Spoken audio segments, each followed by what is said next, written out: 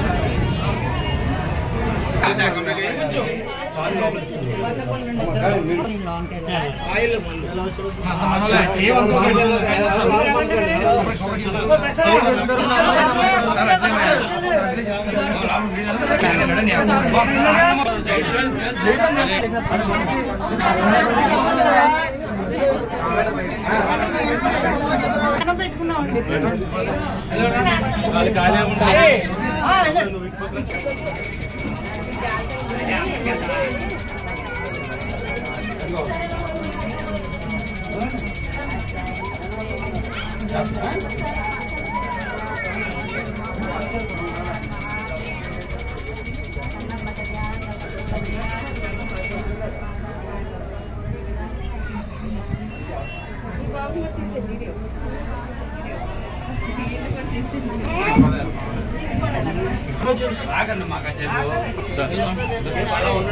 Sir ఎలా sign ఇటే చూడండి.